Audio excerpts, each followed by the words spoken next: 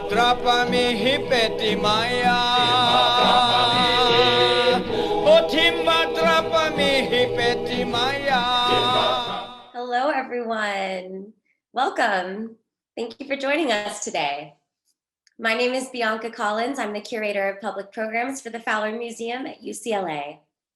Today's program, Komfa and the Ritual Embrace of Shaded Heritages, is generously supported by a grant from Lilly Endowment Inc. as part of our Fowler Talk series. The Fowler is honored to be a convening place for conversations and lectures that explore the many ways art creates meaning and defines purpose for people across the globe. Today, we are joined by UCLA scholar Jeremy Jacob Peretz to celebrate Mashramani, Guyana's annual carnival, commemorating the South American nation's formal severing of ties with the British crown, and the Guyanese ritual of dance, drumming, and altar making called Komfa. The program will explore through the lens of Guyana's religious material culture, how Komfa encourages devotees in the land of six peoples to embrace marginalized aspects of their heritage and shaded facets of themselves, known in Guyana's Creolese language as jumbi, or ghosts. Jeremy Jacob Peretz is a lecturer in UCLA's Department of World Arts and Culture's Dance, where he recently earned his Ph.D. in Culture and Performance. Jeremy was the recipient of Fowler's 2016 Ralph C. Altman Award, which supported some of the research he will share today about the intersections of religious and racial politics in the Southern Caribbean. In spring 2021, Peretz will begin teaching in the Department of History and Caribbean Studies at the University of Guyana. Before we get going, a few technical bits of housekeeping. Once the screen sharing begins, I encourage you to click View Options at the top of your screen and then select Side-by-Side mode to ensure Jeremy's video feed doesn't cover any of his presentation. If you have any questions during this program, please submit them through the Q&A function found at the bottom of your Zoom screen. You can submit and upvote questions that you would like to be considered to be answered at the end of the program. All right, that's enough for me. Over to you, Jeremy. Thank you so much, Anka, and everyone at the Fowler. And thank everybody for being here or for tuning in, and for this opportunity to share with you all, including your art history class on visual cultures of Afro-Americas, Professor Smith. So thank you, who I must admit was my TA actually as an undergrad at UCLA. So thanks so much for this opportunity. I'm going to share my screen. Hoping everybody could see this. Yes, it's coming. Great, thanks so much. Yes, so I understand that the students, the art history students read some of the Price's work, Sally Price and Richard Price, on Surinamese Maroons, descendants of self-emancipated Africans in Dutch colonial Guyana, and about their visual cultures and arts practices, presented so beautifully in the Price's book that accompanied the Fowler Museum's monumental exhibition in 1980 of Maroon arts that the Price's curated, and that really endowed the Fowler with such a vast collection of incredible objects and artworks from Suriname and from French Guyana. For this talk today, I'd like to pick up some on what the students have been reading and discussing about in terms of Surinamese Maroon histories and arts and visualities, including those materialized in certain objects, or just a few objects held by the Fowler, while really focusing on sharing some from my own research in Guyana for my dissertation that like Bianca said, was so generously supported by the Fowler's Altman Award for UCLA undergrad students.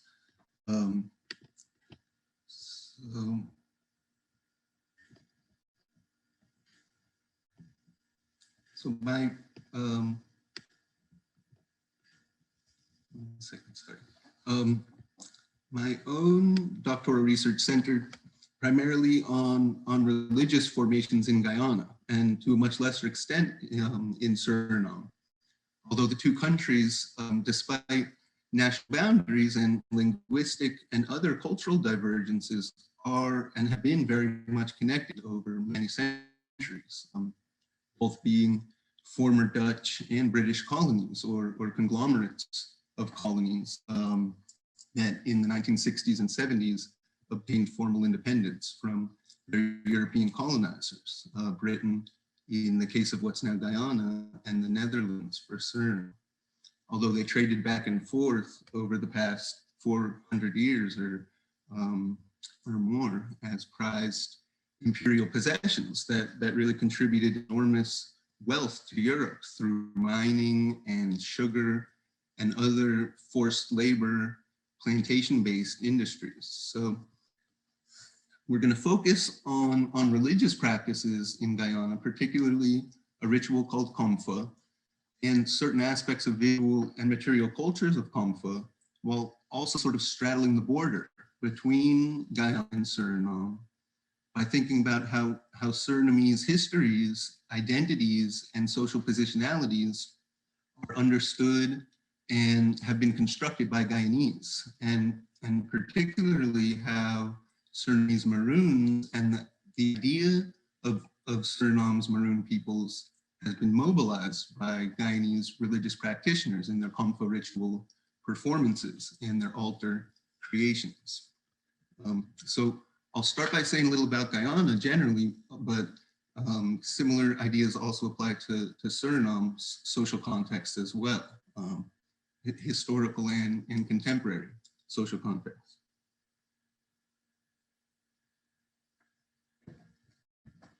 And I'm going to begin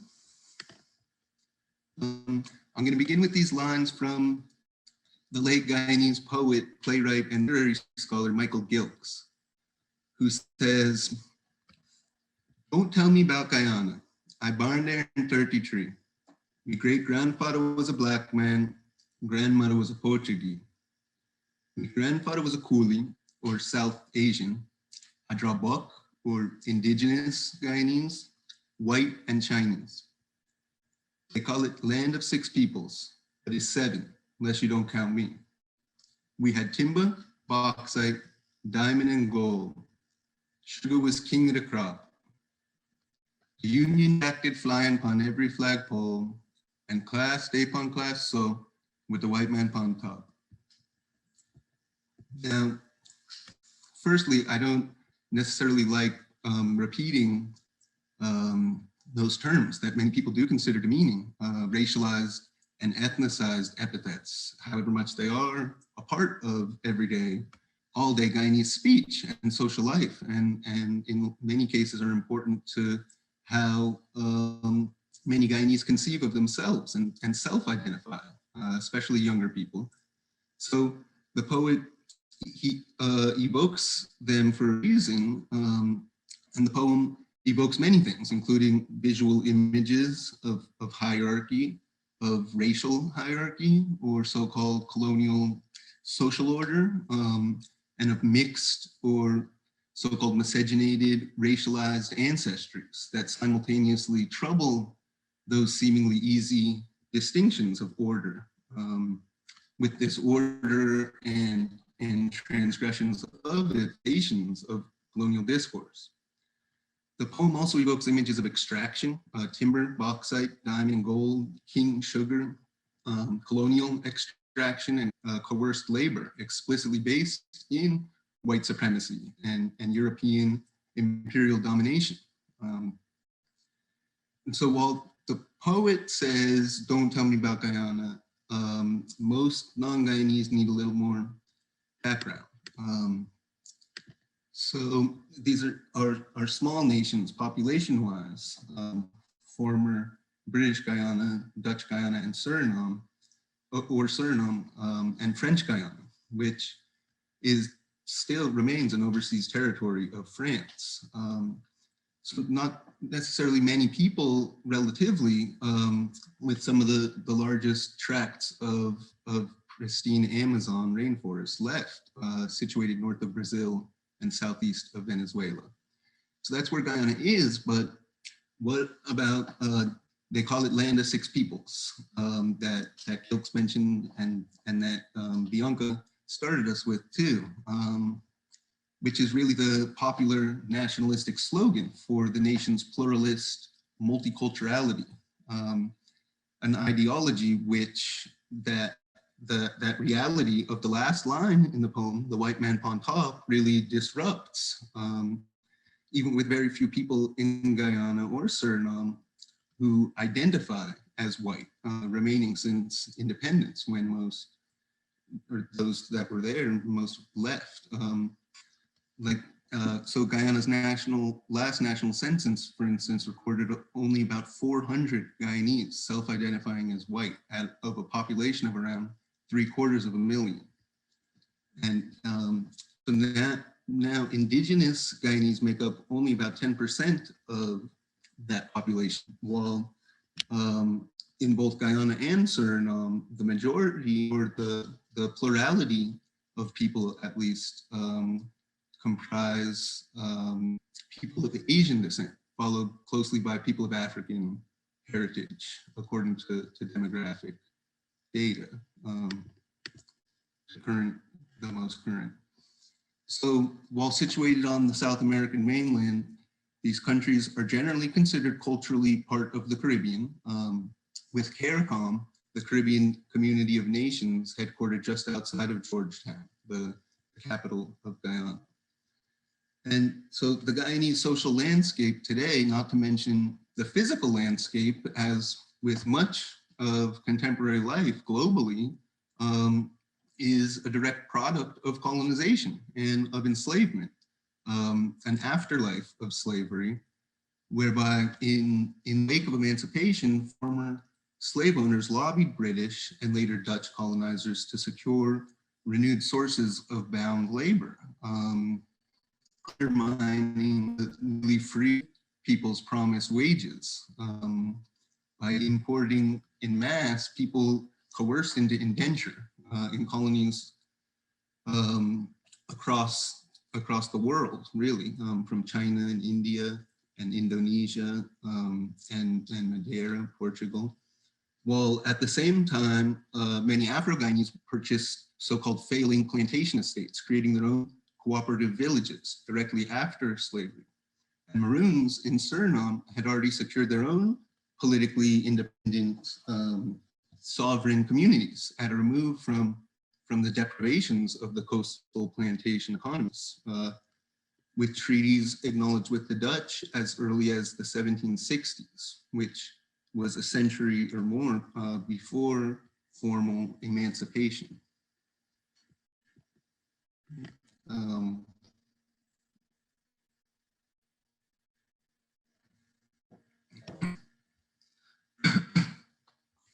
Now, this conception of a land of six peoples is salient within everyday social life in Guyana, and most people do identify themselves with one of these six Guyanese ancestries.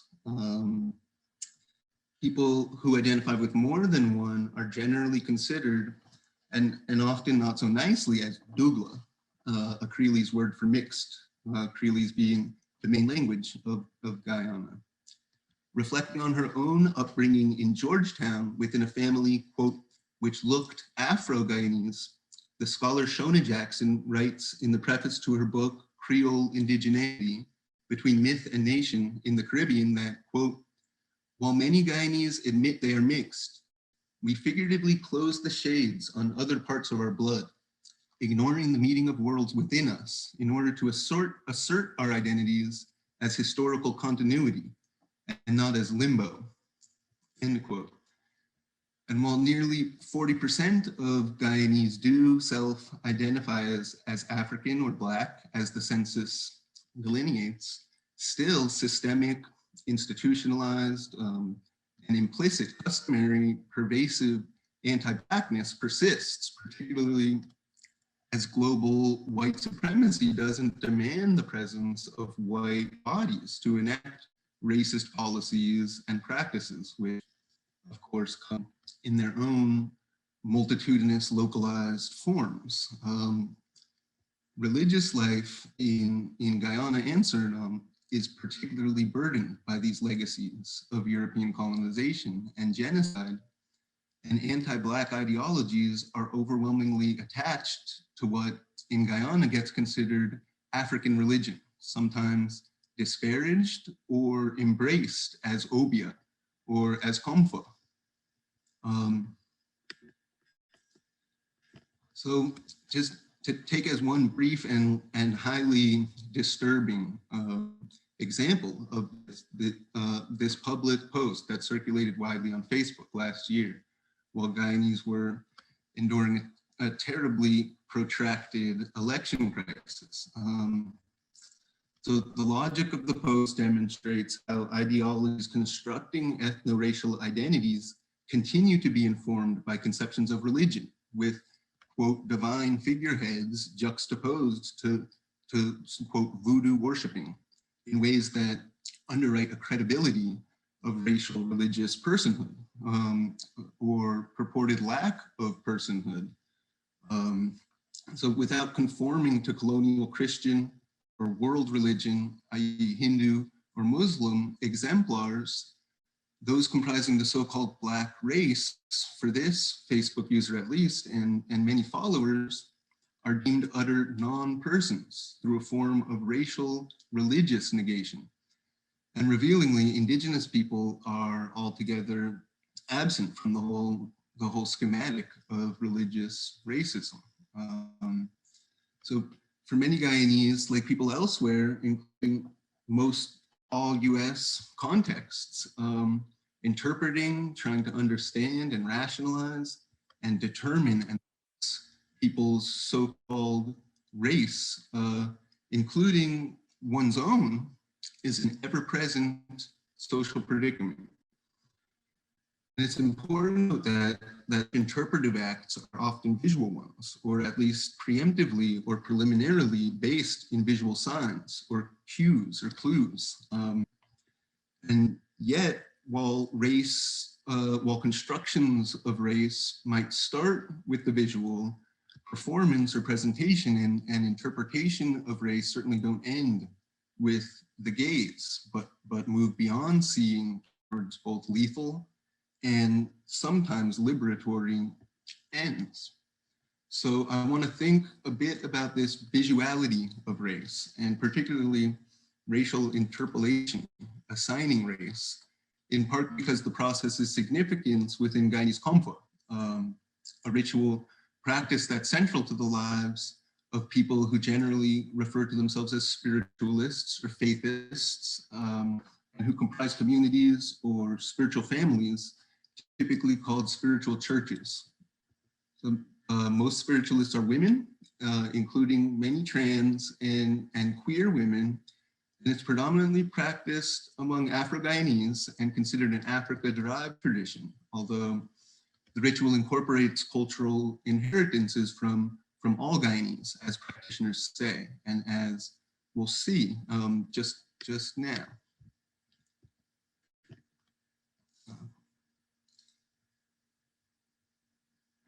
So Komfa, practitioners explain, is essentially about offering thanks through entertaining the ancestors in what are typically elaborate works or services dedicated to one or more of the nations of the dead who are attracted to the feast by song and drumming and by lavish all created in their home, which is danced around, and the items on which are utilized and distributed and consumed in what's generally an all-night communal occasion of both introspection and revelry.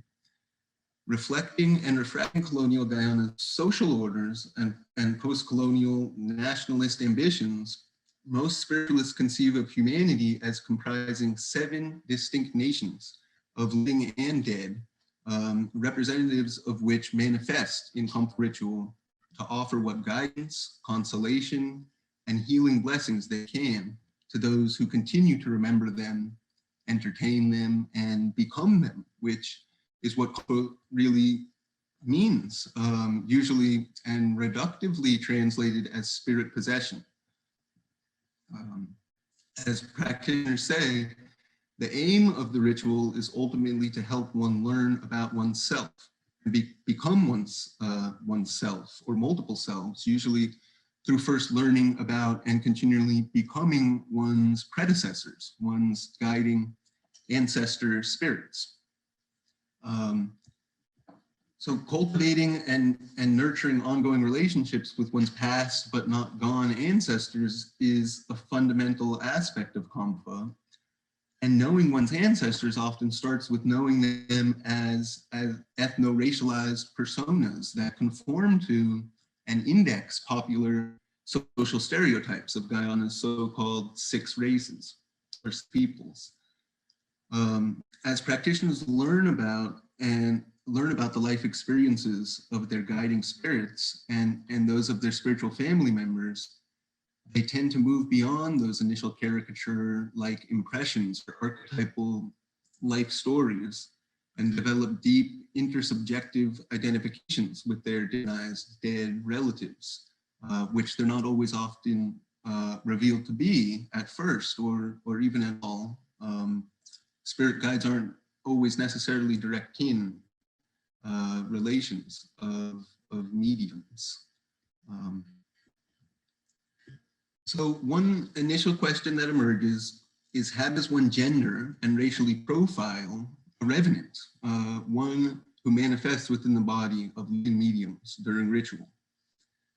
Through the basis of performance and transportality in embodying the dead, Komfa tends to inherently trouble this ocular centrism or visuality of both gender and racial ascriptions.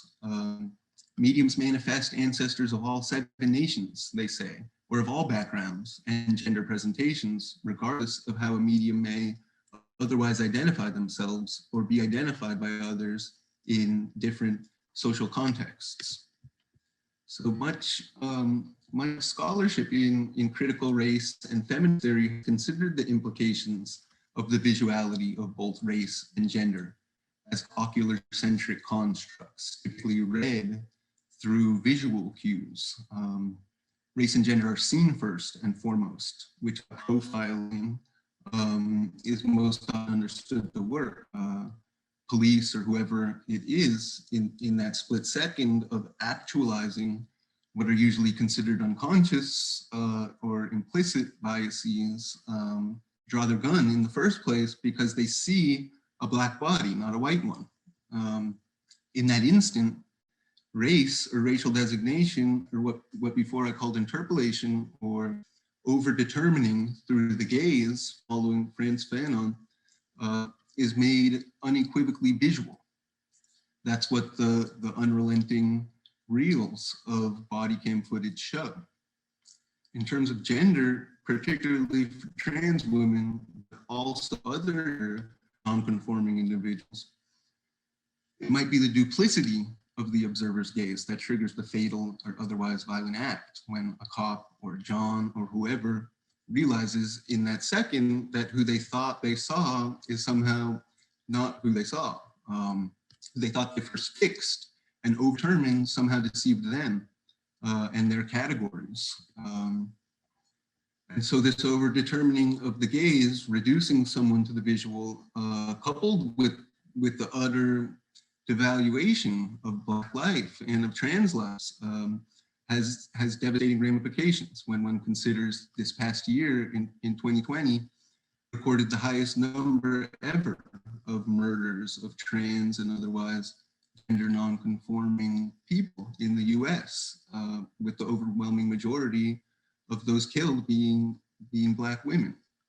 So for just 1 second before getting deeper into the Komfa work and the maroon connections, I just want to add that there's this important interplay and dialogue or gap between the performed stereotype or galaxy of stereotypes, as Fanon says, and that obstinate image between the ideologies informing racecraft and gender construction and that moment of attributing race and gender to bodies, let alone individuals. And this interplay between the deeply realized relationships that spiritualists and their guides eventually come to foster with one another, living and dead, and the caricature-like personas of spirits or jumbi, ghosts, and shaded selves that mediums often first encounter. So there exists, according to Michael Omi and Howard Winott, a quote, never-ending tension embedded in what we call racial formation between the social construction of race and the corporeality of race. And it's in Black Skin, White Masks, however, that Fanon writes, quote, I'm given no chance. I am overdetermined from without. I am the slave, not of the idea that others have of me, but of my own appearance. I am fixed by the other's gaze. Now, to shift directions just slightly, you may have noticed I said that Guyanese say, and that the poem says, that Guyana is the land of peoples, that spiritualists recognize and manifest 7 nations of ethno-racialized, gendered spirits, or jumbi. So what's with the 6 peoples and 7 nations? You might wonder, with people and nation synonymous, here at least, along with so-called races. It's something that your professor has pushed me on before, talking to the students there. And it relates to both the idea and the purported appearances of the Dutch nation specifically, and more generally to the divergences in the representation of whiteness and Europeanness in Guyana's past and contemporary society. So to return real quick to the Mashramani float, and happy Mashramani, everybody. This float sponsored by the Guyanese government, which shows the 6 peoples of the land. And you see that for Guyanese, Portuguese who came to Guyana as indentured laborers are not understood as European or white, or not in the same sense as their Anglo colonizing counterparts. Now, for most spiritualists, Portuguese are not a distinct nation and are understood as whites, while spiritualists also conceive of a Spanish nation, which Guyanese generally don't recognize as their own category, their own one of the 6 distinct peoples of the land. What's most important for the remainder of the talk here is that spiritualists also recognize the Dutch nation as one of their 7 ancestral categories, which again, Guyanese don't generally distinguish from other Europeans or whites, or otherwise mark as their own category, like they do Portuguese. So Komfa ritual cosmologies have constructed a place for Dutch ancestries that's somehow incongruent with general Guyanese racial ideologies. The divergence and its actionable efficacies are made most explicit when practitioners speak of their Dutch spirits, or really when the Dutch jumbi speak for themselves. Dutch spirits are often described as juga, which is a somewhat pejorative term that many scholars, including the Prices, use, and that Guyanese use to refer to all Maroons in Suriname. The term more specifically refers to Okanasi people, who are one of the 6 major Maroon groups in Suriname and French Guyana. So in other words, spiritualists' Dutch nation of ancestors is overwhelmingly a Black nation, with some white Dutch ghosts occasionally manifesting. Primarily, they identify themselves as people who were either formerly enslaved by Dutch planters prior to British rule, or alternatively as Maroons who had fled persecution on Dutch-owned estates. Regardless, it's very common for Dutch spirits to be referred to as Maroons, descendants of Maroons, who are primarily associated with Suriname and Berbice, what's today the easternmost county of Guyana on the border with Suriname, and was formerly a separate longtime Dutch colony where Maroon communities were present into the early 1800s. Unlike in Suriname, the Berbetian Guyanese Maroon communities don't necessarily persist today.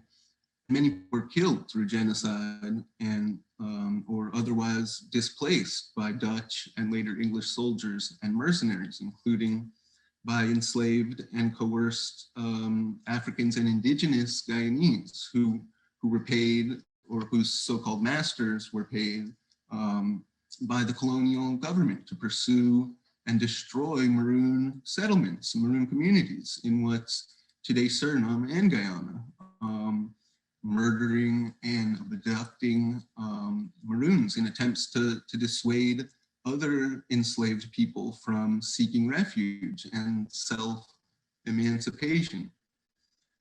And those are some of the stories and the histories and life stories that Dutch spirits recount with their mediums and their spiritual families.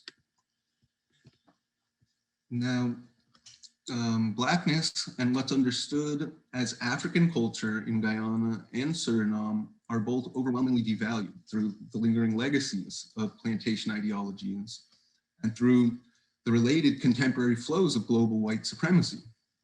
In many ways, in a sort of anthropological Herskowitzian thinking that I think the students read some about in the prices, I think,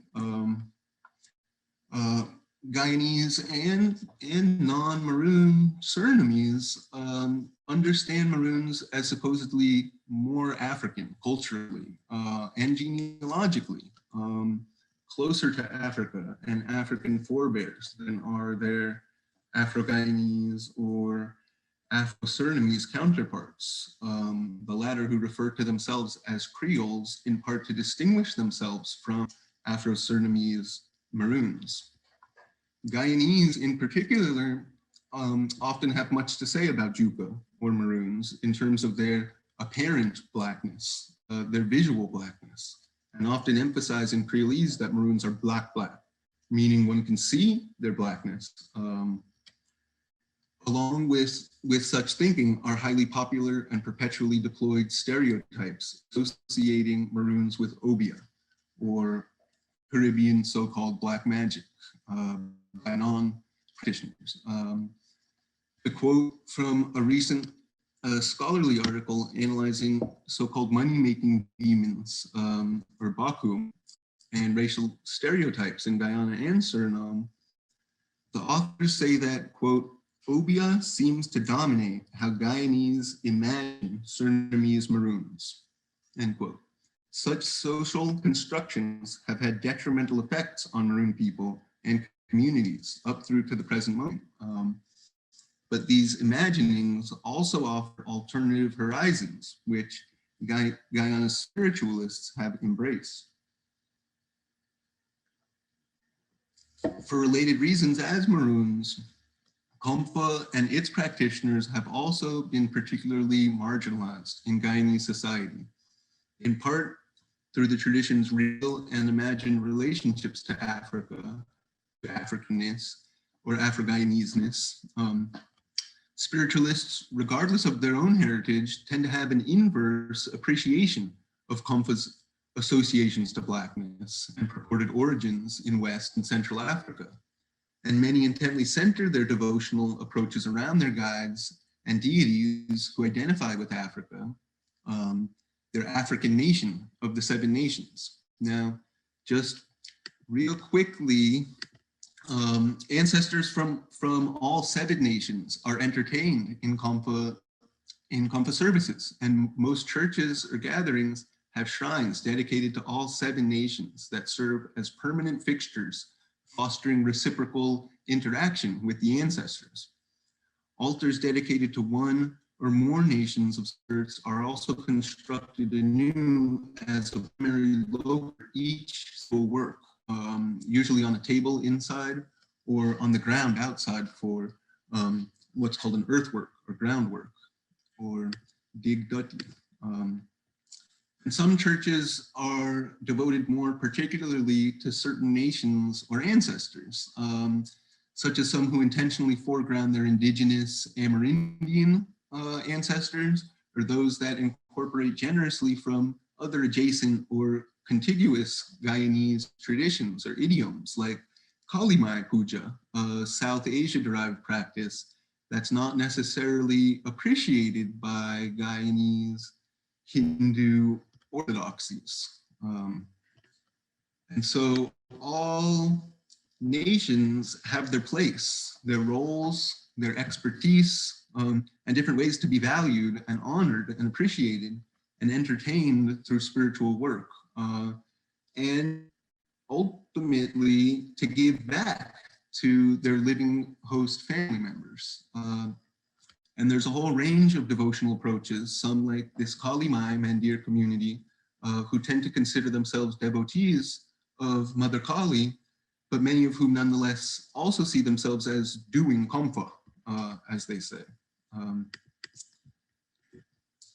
Like with other nations, practitioners' interactions with spirits from the Indian nation help them to reapproach and often revalue shaded aspects of themselves, to use Shona Jackson's words quoted before, or to uncover and begin to piece together what Guyanese novelist and theorist Wilson Harris has called fossil identities. And so altar making and the visual and material aspects of Komfa are a major part of the ritual, or embodying the ritual of embodying the ancestors, especially altars and the sacrificial items therein that are assembled for services, sometimes to great expense. So the things being used by spirits and others gathered as part of the spiritual work. In performing the different ancestors, manifesting them, becoming them, mediums and other attendees can and often do move past static notions of ethno-racial and gendered and sexualized conceptions of self, beyond ideas fixed through appearances to embody multiplicities of selves, revealing the many jumbis that make up who they are, or more directly, I think, and practitioners say, the jumbis themselves revealing to us the many repressed aspects of who we might be or be ever becoming. Now, the role of Dutch or Juka Maroon ancestors is vital in many forms of spiritual work and healing rites. Dutch and Juka ancestors who manifest are highly respected as Africans, and they often help perform roles related in direct or indirect ways to revaluations of stigmatized African and Afro-Guyanese culture, including religious culture and African ancestries, identities, and subjectivities. And while there is this distinction made between African and Dutch nations, in practice, it's less salient, the distinction. And many ritual works and altars are said to be dedicated to either or both African and Dutch or Juka ancestors.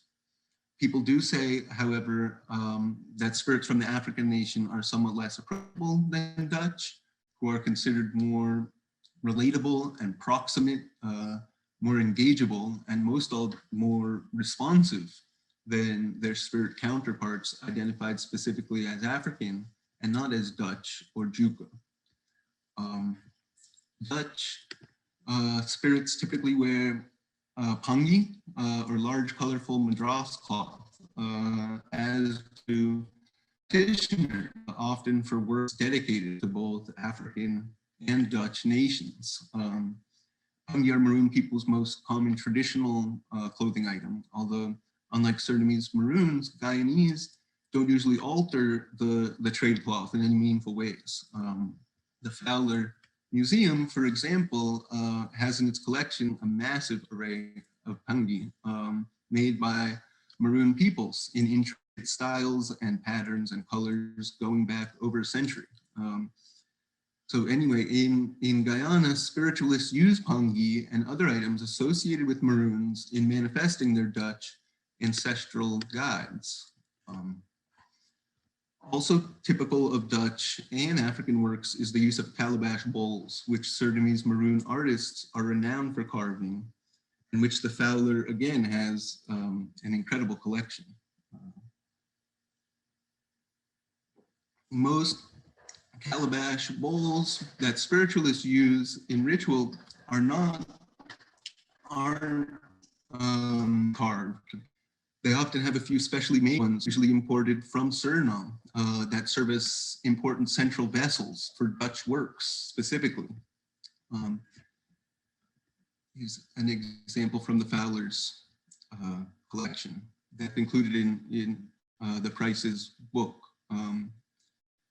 this images. Drums, an essential element of devotion, are also items that are commonly brought back from Suriname for spiritual purposes, although Komfa drums are also still made locally in Guyana, but just with less regularity than in the past. This image shows what was described to me as a traditional Komfa drum, complete with komudi, or anaconda skin, wrapped around the barrel. While this one is an apinti drum made by a maroon sculptor in Suriname and held by the Fowler. So, and I'm getting there. Spiritualist churches and sometimes homes of practitioners are marked by flags and guarded by calabash trees, considered as spiritual fences to ward off unwanted and potentially harmful visitors, spirits, and living people. In Suriname,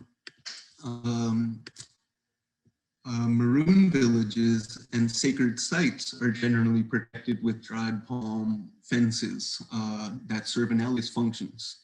And living calabash trees are also considered sacred or efficacious by Suriname's maroons and by spiritualists in Guyana.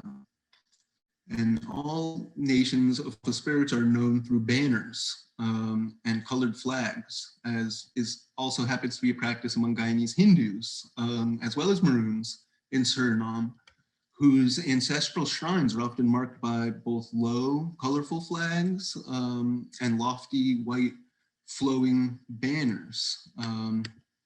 In this image from Suriname, you see the same palm frond protective fence around the communal ancestral shrine of Ditabiki village, and this towering ancestor cloth, as well as the special croton plants growing that are also typically used in Guyana's spiritualists' altars dedicated to both African and Dutch or Juka nations that you might have seen in some of the images that were shown in the images of the altars before, that croton plan.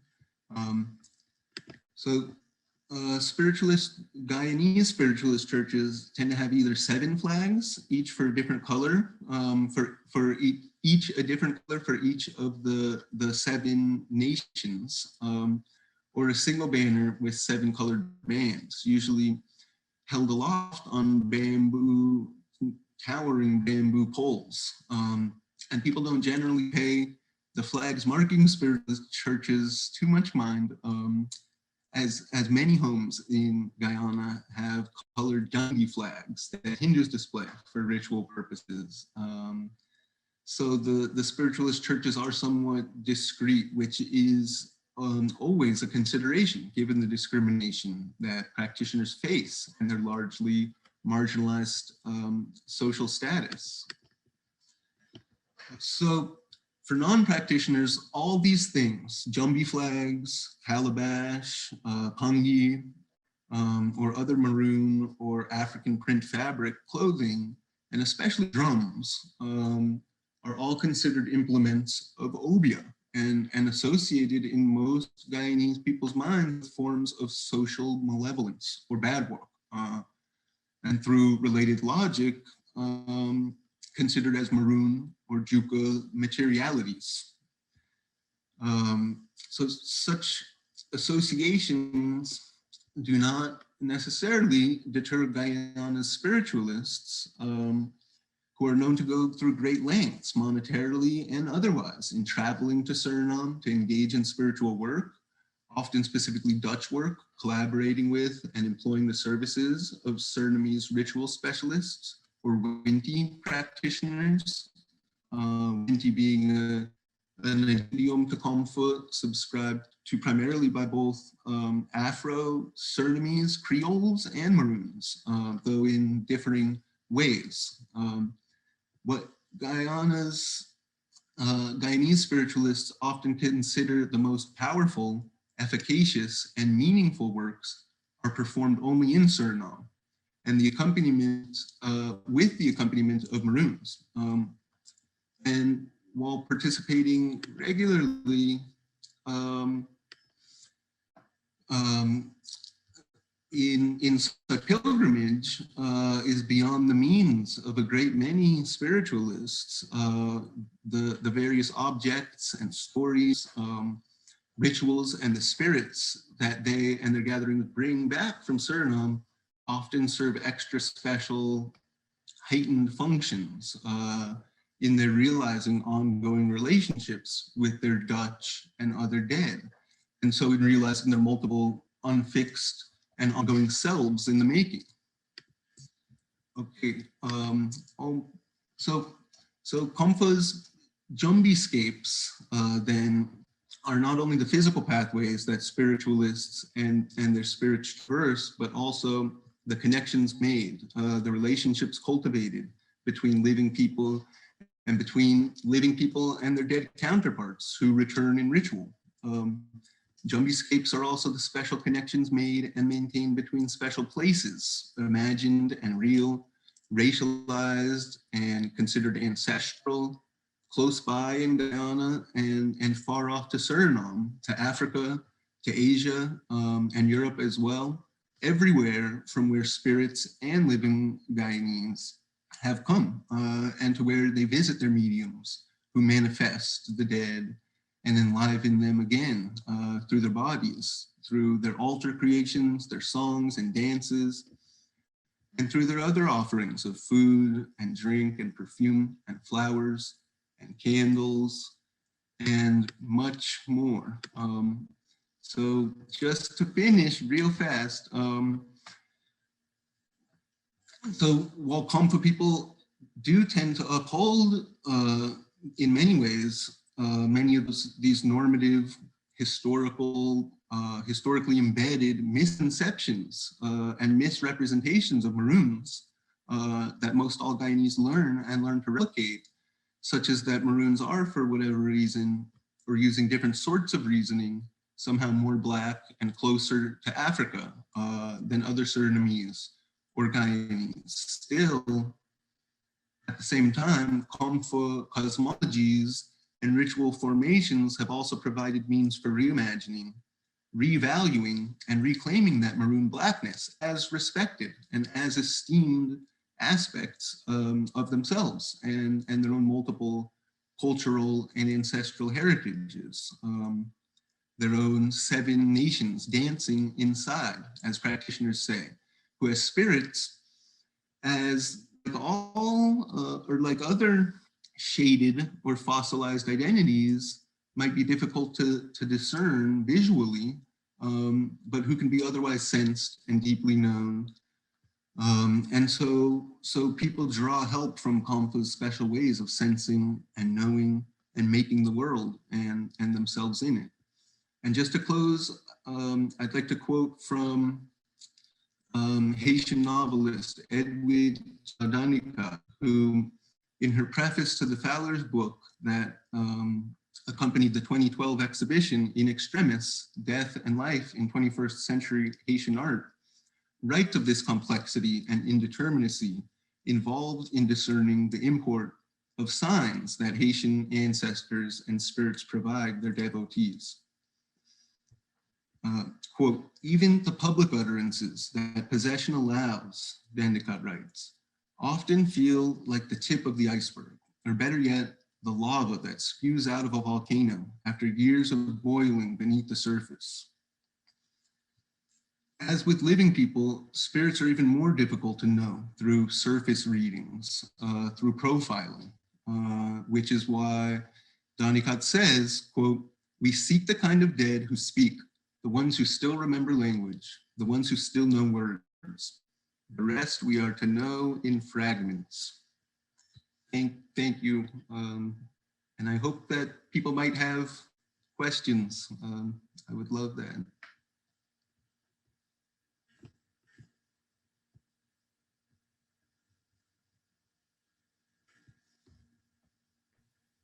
Thank you, Jeremy. Thank you so much for sharing all of that awesome fieldwork from Guyana with such great visual documentation. Really helped illustrate everything that you were saying so well, and really appreciate you sharing so much with us today.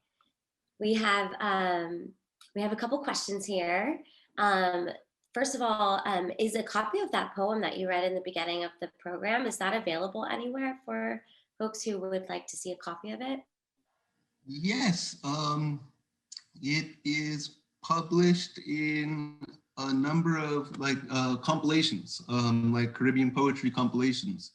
The one I found it in is called Voice Print. I could put the info in the chat if that would help. You can also put it in the Q&A portal as a response to his question. Oh, but yes. The chat works as well. And someone else was wondering if you could remind us of the title of Price's book that you mentioned. Yes, I even have it. I could show the cover. Perfect. Called, what's it?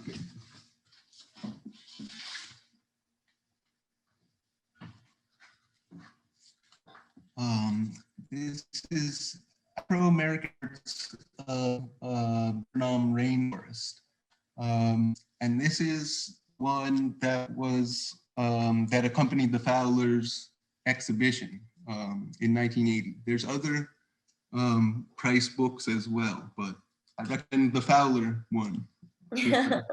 Thanks for the plug. Thank you very much. Okay, great. And then were you able to get the information about the poem in either the chat or the Q&A for Tur Johnson, who asked? Someone is asking if you can speak more about the idea of, or the idiom of nation in Komfa. This is from Catherine. So much overlap. Oh, it's moving around. So much overlap between flags and ethnicities in Komfa and Mashramani. Also, is Mashramani sacred in Komfa? That's a great question. You know, there is some overlap in that there's usually, Mashramani is usually recognized, or at least by some spiritualist groups that I've worked with through, in the form of like offering libations, which is a common sort of more public-facing practice that spiritualists are often called to perform by different community members. So, for instance, a village might organize, and most do, except for this year, unfortunately, with the pandemic and all. Most communities organize their own parades or sort of somewhat masquerades for Mashramani. That's the carnival part in some ways. And so often that begins with Komfa people being asked to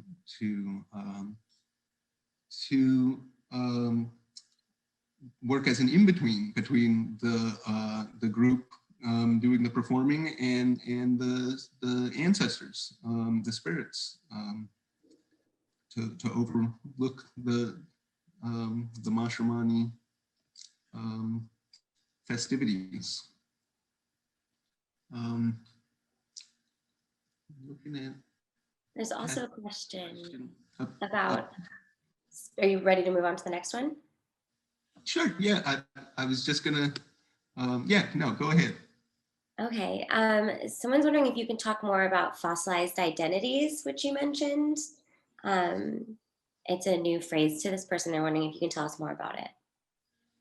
Yeah, so it's a really interesting concept or way that Wilson Harris has talked about.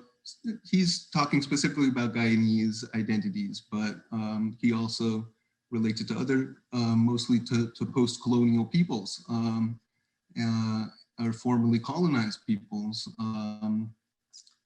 As a way of thinking about this what Wilson Harris calls cross-culturality. So these differences in backgrounds and histories that meet in individuals, and it connects in a lot of ways to those quotes from that Shona Jackson way of describing the way that that due to these layers of traumatic experience, that it's often hard for people to embrace more than those kind of singular ideas of self. Got it. That's super interesting. Thank you. Okay, I think we have time for maybe one more question. We've got 2 more minutes left. We've got someone asking about what it's like to be in the field as a researcher. How do you get such access into these communities? And do you have like a liaison or someone who's kind of guiding you through and helping you make these connections? How does that work? Well, for the most part, the spiritualist communities that I've worked with have been extremely welcoming, and I guess in a lot of ways appreciate the kind of interest that I've shown in their own traditions and their practices, especially considering that many Guyanese themselves are not as interested, and maybe interested is not necessarily the way, the best way to describe it, but there definitely is this stigmatization,